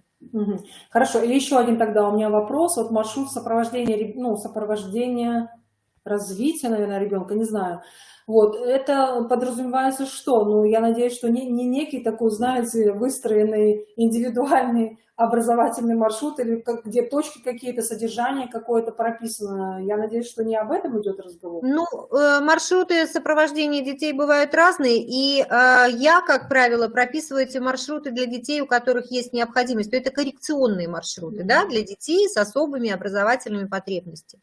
Вот для них существуют такие вот маршруты сопровождения, где прописаны точки соприкосновения специалистов, да, там с педагогами, с родителями. Вот это да. Я только такие. И, кстати, когда мы говорим об индивидуальном сопровождении, мы подразумеваем именно детей с какими-то особыми образовательными потребностями. Да, ну правильно, да, потому что обычного ребенка, а что его сопровождать? Да? Ну, как бы да. Поэтому здесь вот так, уважаемые коллеги, дорогие, спасибо большое, Елена Сергеевна. Кто хочет еще подключиться к нашему разговору для того, чтобы ответить на вот данный вопрос, который есть? Потому что везде говорят, что то, что происходит развитие ребенка, как это понять, можно понять по наблюдениям, правильно мы делаем, неправильно. Не знаю, я как бы к этому отношусь очень спокойно, потому что я прекрасно понимаю, что оценка качества взаимодействия, качества процессов, она не оценивается по уровню развития детей. Вот это я очень хорошо понимаю, но она оценивается по тем условиям, которые созданы для этого развития. Но, тем не менее, все равно смотреть и видеть, как ребенок развивается. Это, знаете, вот все равно, что о воспитании. Как можно сказать, что, например, ребенок выходит из детского сада воспитанным или невоспитанным? Некие такие критерии, да, задавать? Мы же не про уровень развития мышления, Елена Сергеевна, вы же сами сказали, не про уровень развития речи. Если мы об этом, это другое тогда. Вот, ну, как ребенок, если мы о таком развитии, вот о каком развитии, да, но это такая дискуссия у нас здесь, поэтому я понимаю, что это не предмет разговора, может быть, глубокого сегодняшнего. Елена Сергеевна, теперь еще свяжите, пожалуйста, вот это со средой. Вот ответы на эти вопросы, то есть наблюдение, развитие со средой. Наблюдение и развитие, ну, как это если мы говорим... Да, если мы говорим о развитии, то, естественно, без активной среды это вообще невозможно. Я уже сегодня говорила о том, что вообще мозг ребенка развивается только в активном движении. Как это движение происходит по горизонтали, по вертикали, либо он что-то создает своими руками, это не важно. Но главное, чтобы он был активен. И только тогда происходит его развитие. Потому что в любой деятельности развивается мозг. Ну, а наша с вами задача увидеть какие-то этапы развития ребенка и отметить для себя, что он уже может. Может быть, какие-то потребности у ребенка возникли, а среда не удовлетворяет эти потребности. И вот здесь педагог должен быть очень внимательным, именно для этого наблюдать. А потом, смотрите, сейчас же как бы среда, она ведь не только подразумевает свою предметно-пространственную среду, да? Среда – это и взаимодействие, это тот социум, та ситуация культурная, которая окружает ребенка, то есть такое более широкое понятие, и поэтому, естественно, если мы говорим вообще о среде, о развивающей среде, это и предметный компонент, да, и субъектный компонент, то есть это все вместе мы. И вот все, что там происходит. Но я хочу здесь сказать о развитии не только там психических процессов, не только там моторики, крупной, мелкой, да, мозга и так далее, но о развитии таких качеств, как самостоятельность, инициативность. Ну, согласитесь, да, Елена Сергеевна? Там, допустим, толерантность, коммуникабельность, ведь это тоже подразумевается, ну, здесь. Ну, согласитесь, да? И если ребенок, правильно вы говорите, если взрослый не ограничивает детей в деятельности, в центрах интересов, если он не раскладывает им заранее подготовленные задания, вот я сейчас продумал по этой теме, вот давайте я разложу вам в центры детских интересов. Если вот взрослый это не делает, а предоставляет все-таки детям свободу некую в выборе того содержания, которое им необходимо, то это уже очень большой-большой плюс, потому что взрослый дает своим примером и показывает, что, пожалуйста, я предоставляю тебе право выбора, но ты должен понимать, что если ты этот выбор сделал, ответственность будет на тебе. Это ведь очень такое важное качество, умение нести ответственность за то, что ты делаешь. Правильно, Елена Сергеевна? Да. Вот. Вообще, да. Мы с вами уже давно заметили, еще до того, как появилась программа вдохновения, что право выбора несет за собой ответственность. Конечно. Без этого никак. Конечно. Хорошо, спасибо вам большое за ответы вот на эти вопросы. Я думаю, что для размышления мы информацию много дали. И еще один момент, вот, который я буквально сегодня тоже утром подобрала, вот тоже как бы вы отвечаете, я тоже хочу немножко ответить на этот вопрос. Это из фотографий совсем-совсем свеженьких, это опыт Костромы, детский сад номер 56. Они не работают по программе вдохновения, но они работают в соответствии с теми современными тенденциями, которые вообще сейчас признаны в нашем дошкольном образовании, что все-таки детям мы даем право выбора и вообще как бы ребенок участвует в получении своего образования. Сначала прошу обратить ваше внимание вот для всех на фотографию, где мальчик, и вот здесь эта информация, она предназначена для родителей, уважаемые коллеги. И то есть родители, понятно, что это такой пласт еще очень интересного разговора, как взаимодействовать с родителями, как показывать им, что действительно ребенок развивается. И не в том, что он там не умел считать, научился считать, да? А вот здесь показан просто пример такой неплохой, когда у мальчика сначала его одевали, так будем говорить, вот здесь, да, а здесь уже, когда он сам помогает кому-то одеться, то есть именно вот формирование такой самостоятельности. Пример очень простой, но очень иллюстративный, и, может быть, вот такие подсказки для каких-то родителей будут иметь тоже значение. Может быть и нет. Кто часто общается с родителями детей, кто знает очень хорошо свою группу, когда родители вхожи и они живут вообще жизнью группы, то, возможно, такие вещи не нужны. Но, в принципе, это тоже вариант наблюдения, но наблюдение во времени за одним и тем же ребенком и фиксация этого наблюдения, результатов, я бы так его сказала, и предназначена она не для проверяющих, не для кого-то, да, а предназначена для родителей и, соответственно, которые могут посмотреть. Это такой первый момент.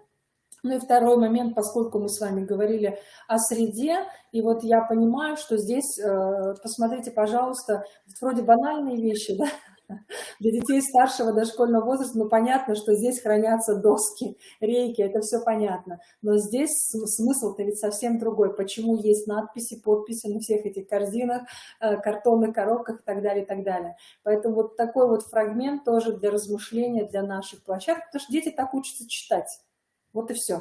И, соответственно, понимают, где место расположения, место хранения того или иного оборудования. Это, наверное, вот такой бы ответ на вопрос я бы дала еще вот человеку, который задал нам эти вопросы.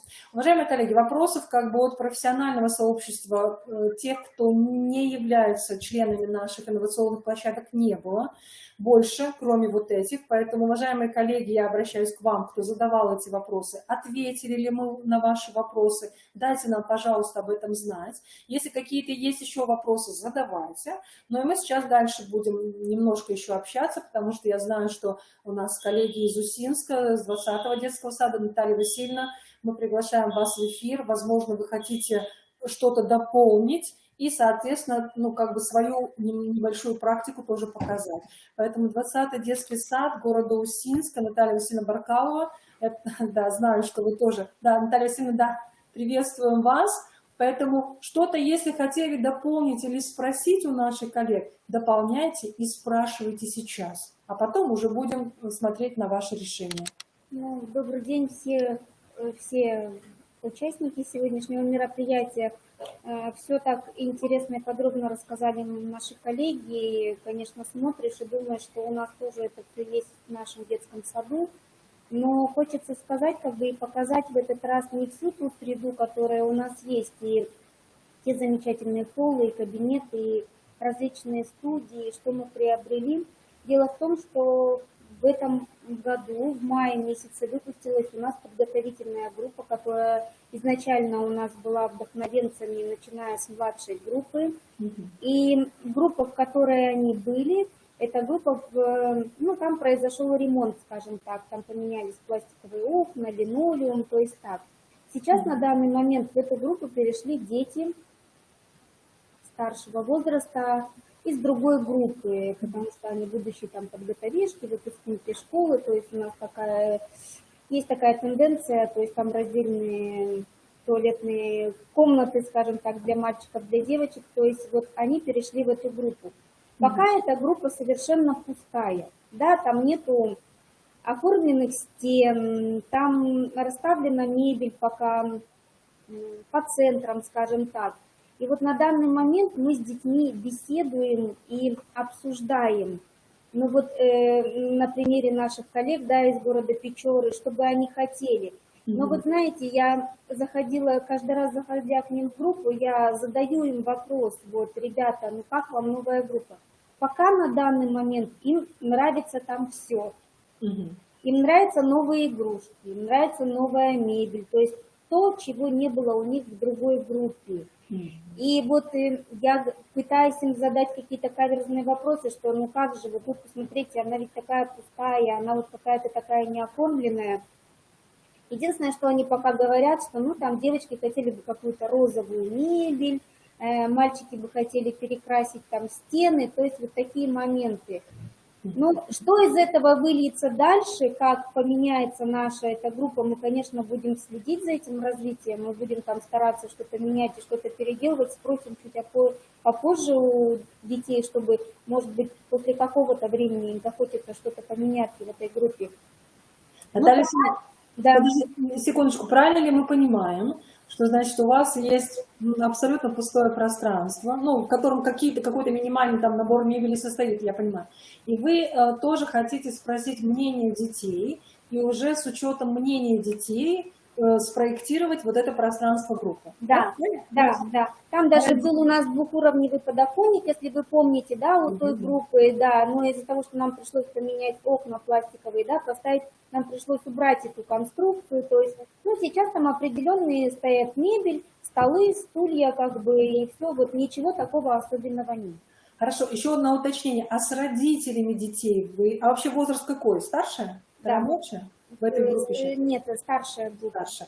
А с родителями какие-то их идеи вы будете учитывать? Ну, конечно, нет, конечно, и родители, ну, для родителей пока это тоже ново. Во-первых, эта группа необычная тем, что то место, когда заходишь, может быть, во многих детских садах есть такая группа, где находится кабинет учителя-логопеда, то есть там широкий коридор, перетекающий в уборную комнату, как бы, скажем так, где раковины стоят, нету стены, открытое помещение, то есть для них пока это тоже все новое, интересно, то есть чтобы ребенка довести до группы, нужно пройти целый такой коридор, а коридор этот необычный, там у нас тоже есть определенный, стоит центр экспериментирования, здесь и соль, наша любимая морская, здесь и уголок наблюдения, и зона воды и песка. То есть для них пока это тоже все необычно и интересно. То есть это вот такая необычная группа. Хорошо, спасибо, успехов. Будем с интересом ждать такого решения, что сложится. Хорошо, и что-то показать хотели, да? Ну вот я хочу вот эту группу показать, да, как вот сейчас. Я сняла деток, вот как они сейчас на данный момент, вот что из себя представляет эта группа. Хорошо, спасибо.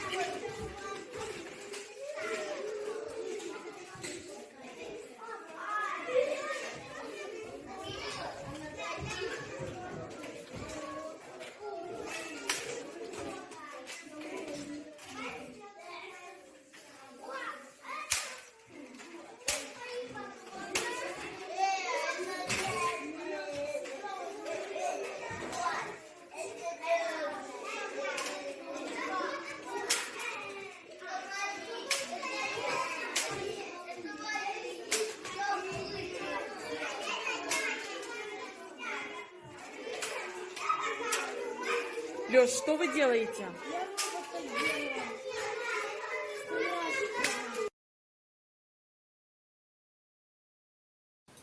Ну, вот вроде бы как бы все играют по центрам, и, ну, вот такая вы, наверное, заметили, что, ну, можно сказать. Но она не пустая, конечно. Ну, там нет, так скажем, живых стен, что ли, я не знаю, там нету пока чего-то, не знаем чего, но детям пока все нравится. Ну, хорошо. Да, конечно, там понятно, что у вас как бы линия понятна, есть какие-то, ну, задумки такие свои, да, есть какие-то, может быть, сложности в воплощении чего-то, да, но как бы линия такая связана, тем более старший возраст, с самостоятельной деятельностью, со свободной игрой, ну и посмотрите потом, как преобразовать, и вечера, они, правда, и опыт уже имеют, подскажут, если что, общаетесь, то есть как можно преобразовать пространство. Хорошо, Наталья Алексеевна, вот это хотели, да, показать? Ну да. Да, пусть сложится, пусть получится, потому что, вот тоже скажите, пожалуйста, вот все, что прослушали до этого, вот какое-то, может быть, мнение, с чем-то согласны, с чем-то не согласны, вот о том, о чем Я вы говорили. полностью согласна с коллегами, то есть вот Ну, хорошо, все, спасибо. что они говорили, это вот все так оно и есть. Хорошо, спасибо вам большое, уважаемая Наталья Васильевна. Спасибо. Ну, уважаемые коллеги, кто еще хочет выйти в эфир, пожалуйста, выходите, пожалуйста, спрашивайте, пожалуйста, какие-то вещи делайте, потому что, в принципе, ну, делайте, я имею в виду, в познавательном плане, потому что о среде можно говорить бесконечно.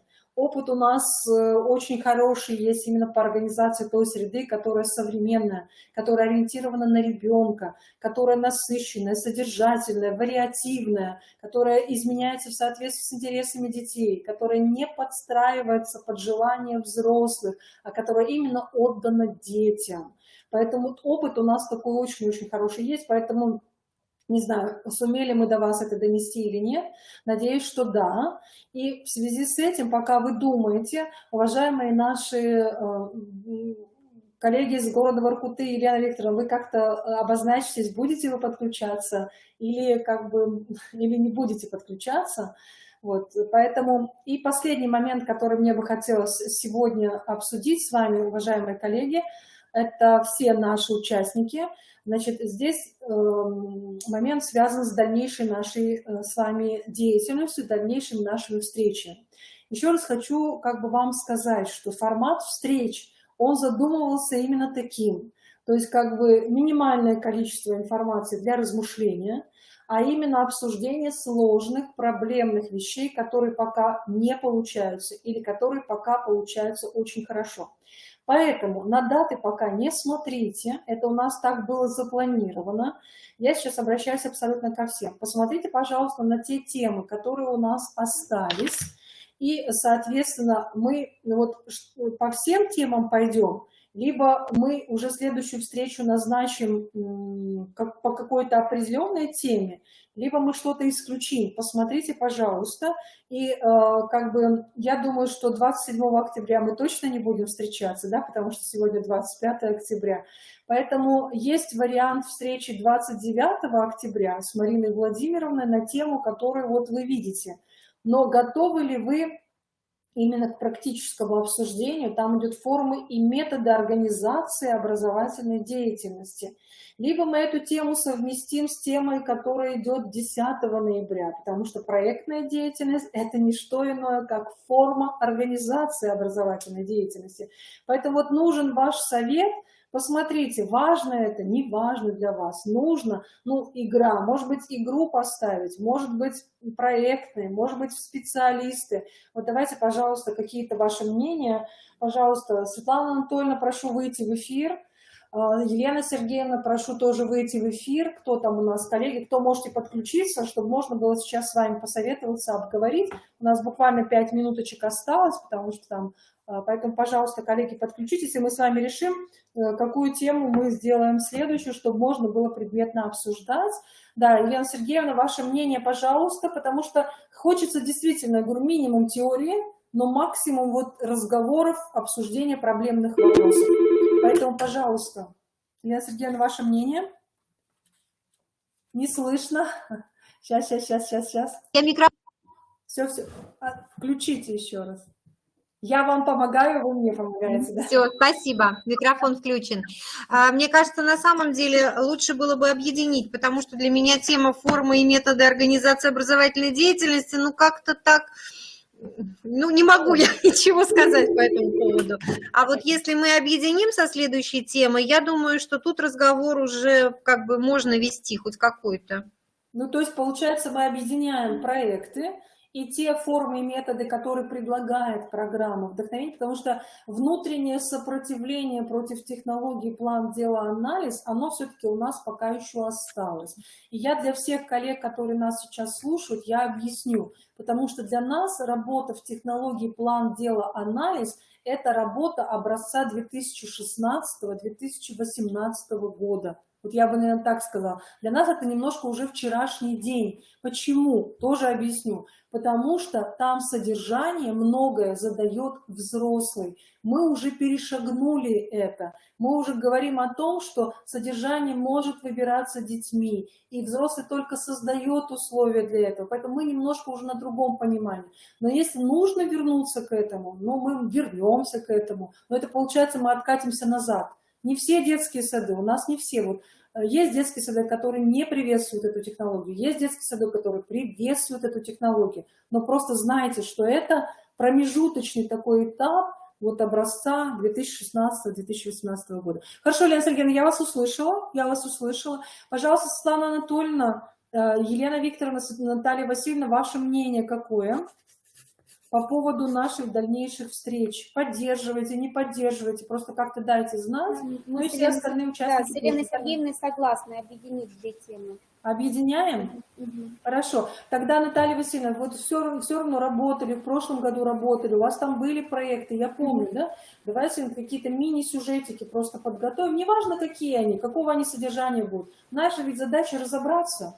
То есть проект по чьей инициативе возникает, да? Он должен охватывать всю группу, или он не должен охватывать всю группу. То есть вот какие-то такие варианты. Хорошо, спасибо вам большое, спасибо. Ага.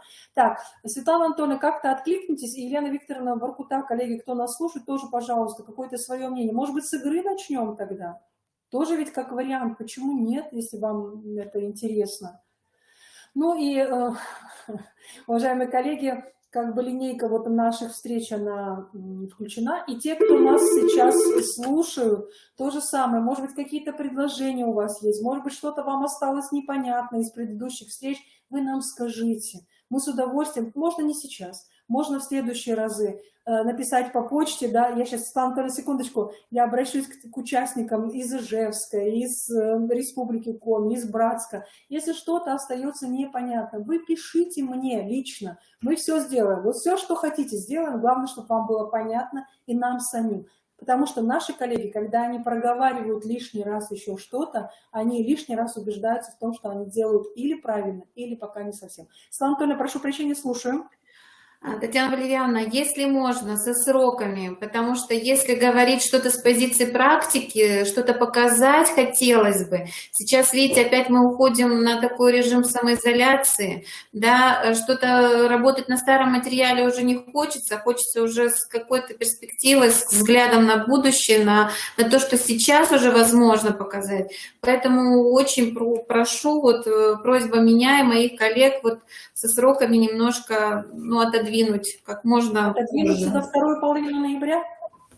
Да, однозначно, да, и как бы, потому что сейчас, хорошо, если не продлят, то еще как-то, а если продлится, то, в общем, ну, учитывать сроки нужно. Ну мы там будем, не переживайте, мы там будем действовать как бы уже оперативно, я вас поняла, но давайте тогда хотя бы соединяем тоже, да, формы, методы и проекты соединяем, и тогда делаем не 10 ноября, а где-то вот через недельку попозже, пока запланируем так. Хорошо? Все, я вас услышала. Спасибо, уважаемые коллеги, вот кто нас смотрит, слушает, соответственно, мы будем тоже информацию до вас доводить, не переживайте.